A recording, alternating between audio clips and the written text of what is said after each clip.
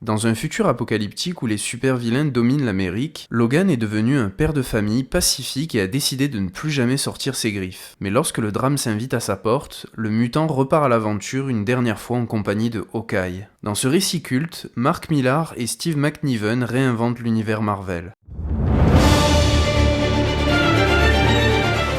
Bonjour et bienvenue dans cet épisode de l'Héritage Comics dédié aujourd'hui à un monument symbolique pour tous les fans de Marvel. Je parle évidemment de l'excellentissime Old Man Logan.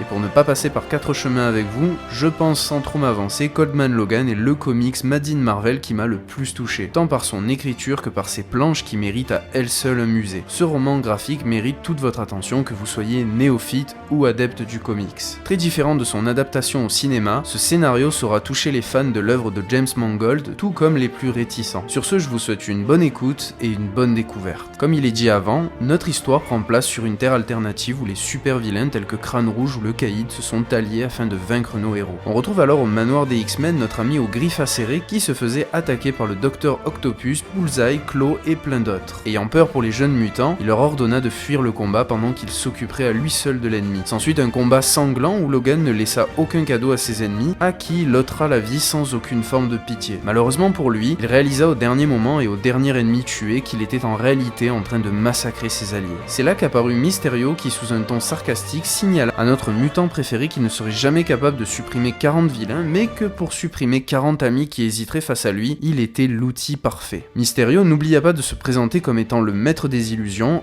et remercia Logan au nom de toute la communauté criminelle. Dévasté par ce moment difficile, Logan décida qu'à partir de maintenant, Wolverine est mort et qu'il était hors de question de ressortir ses griffes. Et c'est donc quasiment 50 ans plus tard, avec un Logan aux cheveux blancs, marié, père de 2 enfants et vivant dans une ferme, que ce récit vous ouvrira ses portes. Chose à savoir, c'est qu'après avoir vaincu l'ensemble des super-héros, Crâne Rouge confia chaque région du pays à un super-vilain. Et je pense qu'au vu de la miniature, vous aurez compris que la région où vit Logan avec sa famille est gouvernée par le gang de Hulk. Régnant d'une main de fer, les hommes verts venaient comme chaque mois réclamer leur loyer à Logan, se montrant très hostile envers le vieil homme qui ne pouvait hélas pas payer son loyer, allant même jusqu'à lui écraser la tête au sol, et tout en le menaçant de massacrer toute sa famille, les Hulk lui rappela qu'il devra payer 2 loyers le mois prochain. Une chance pour notre héros, Hawkeye lui rendit visite lors de sa convalescence pour l'informer qu'il avait un boulot à lui confier, ce qui lui permettrait de largement rembourser ses dettes. La mission étant de tout simplement livrer un colis sur la côte Est, Logan accepta l'offre,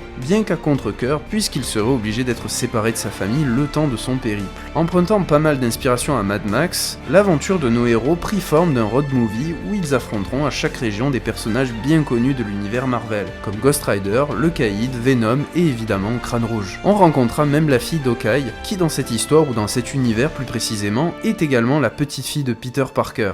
Le personnage est d'ailleurs très bien développé et a droit à des scènes épiques et sanglantes. Quelques temps plus tard, on comprit que la fameuse marchandise que transportaient nos 2 héros contenait 99 flacons de sérum de super soldat qui a fait de Steve Rogers le Captain America. En effet, Hawkeye avait pour mission d'apporter les flacons à un certain Tobias qui avait pour but de constituer une nouvelle équipe d'Avengers afin de rétablir l'ordre et la justice dans le pays. Malheureusement pour Hawkeye, il s'avéra que Tobias était en réalité un traître infiltré par le Shield, ce qui le fit profiter de l'effet de surprise pour infliger un coup fatal à notre ami Œil de Faucon. Et d'ailleurs, pour information, sachez que le comics Old Man Hawkeye existe, que je ne l'ai pas encore lu, mais qu'il aura certainement droit à une vidéo sur cette chaîne. Se remettant de l'agression de Tobias et de la mort d'Hawkeye, Logan décida de livrer vengeance et alla retrouver les sbires de Crâne Rouge qui étaient en pleine conversation avec leur chef. Et c'est au terme d'un combat encore une fois épique et sanglant que le mutant réussit à se défaire de Crâne Rouge et ses hommes. Logan profita d'ailleurs des trophées du Crâne Rouge pour se remplir les poches afin de payer son loyer, et il profitera également de revêtir l'armure du défunt Tony Stark pour rentrer chez lui par la voie des airs. C'est donc très éprouvé que Logan rentra chez lui et apprit la terrible nouvelle: le gang des Hulk n'avait pas respecté les délais imposés et ont profité de l'absence de Logan pour massacrer toute sa famille. Énorme coup dur pour lui, Logan n'eut d'autre choix que de ressusciter Wolverine, et à l'image d'un Rambo, il mènerait une quête sanglante de vengeance et de mort contre la famille qui lui a tout pris.